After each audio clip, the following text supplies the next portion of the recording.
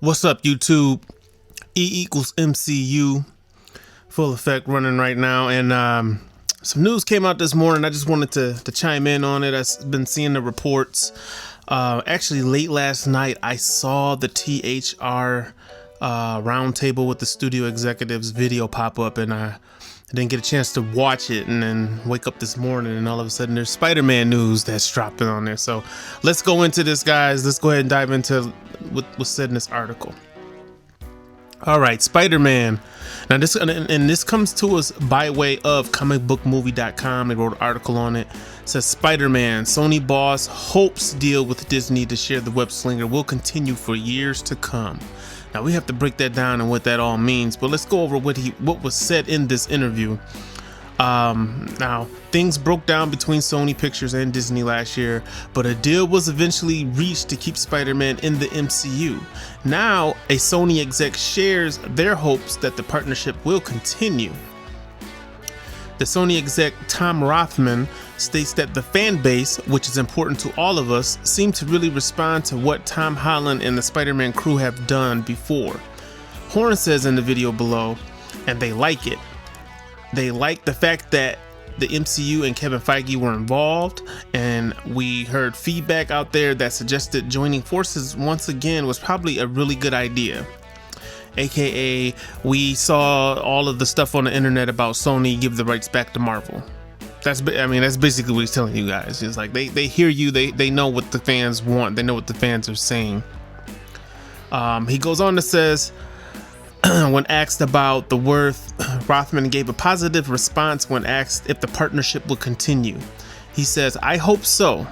I think this was a classic win-win-win, a la T-Pain and DJ Khaled.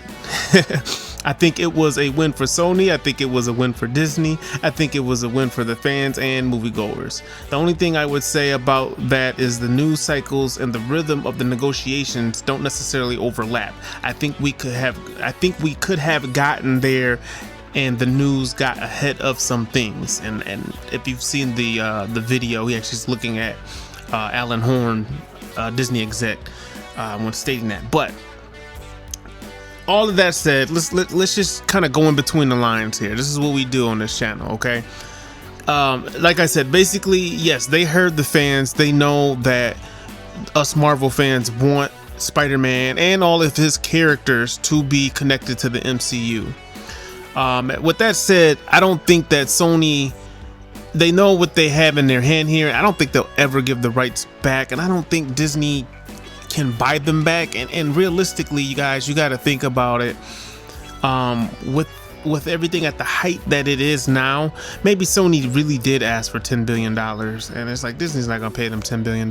So, you know, they're gonna make their movies. Disney's gonna make their movies. It looks like, and even in the interview, it looks like there's an understanding.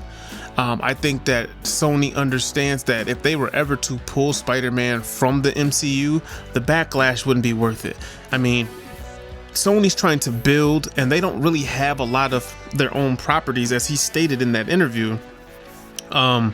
You know, so yeah, you want to do Spider-Man spinoffs. They should be doing at least 2 Spider-Man movies a year, and out of that, you know, you're doing a Spider-Man movie every other year, so that leaves 3 other properties you can have going, you know, which they pretty much got going with Venom and Morbius, and now potentially Spider-Woman. There's so many characters in the Spider-Man universe that they could be making solo movies on. And if they just play nice with Disney and Kevin Feige and just let Feige, he doesn't even have to, at this point, and I'll make a video about, you know, with Feige and everything, but at this point, he doesn't even have to be that involved in it. You just let him kind of steer the ship, and then you execute the plan. So, you know, if I'm Sony, that's what I'm thinking. They should have a Silk movie coming. You know, they should have a Spider-Gwen movie coming. I understand they don't want to really touch Miles Morales quite yet, because you got to see what, you know, Disney's gonna do with Peter Parker. But and there were reports that, you know, Disney really wants, or should I say, Feige really wants Spider-Gwen and Miles Morales. So he probably has plans for them down the line. I think the real thing in this whole deal is that Feige wants Norman Osborn. They've already kind of planted seeds for Norman Osborn. He has a backup plan for if Norman Osborn doesn't work, but he really wants Norman Osborn. And if they do extend this deal, as has been reported previously, it'll probably be the next 3 movies will be in the college years. I think Norman Osborn has to come into play in those 3 years, as well as a plethora of other characters. And I think we will see the MCU get its Norman Osborn in full glory. I think he's going to be way more imagined than he ever was in any of the previous Spider-Man movies. He'll be able to do way more, doing stuff that he did in the comic book. So it sounds like from this, I'm very hopeful. It sounds like they're probably working on another deal, if not already have something on the table, because the way that Sony in these movies is connecting themselves to the MCU, and based off what Feige said last year when they did come to this quick agreement, I think this was just a quick agreement, and then there's a long play agreement for this. I've stated on previous videos, I think Sony's MCU, or what they should call it, instead of the Sony universe of Marvel characters, they should just call it the Spideyverse. I just want to be on record for saying that first, but I think this is all MCU now. I think everything's MCU. They got the Fox characters back. They're working with Sony. You know, that the good thing about this is if Sony's gonna play nice with Disney, Sony can make other movies on Spider-Man characters, and we still get, for the fans, that's why it's a win-win-win, because we still get more quality stuff, and it's all MCU. I mean, you just can't complain about that. So for right now, man, I'm singing the praises. I'm on my T-Pain.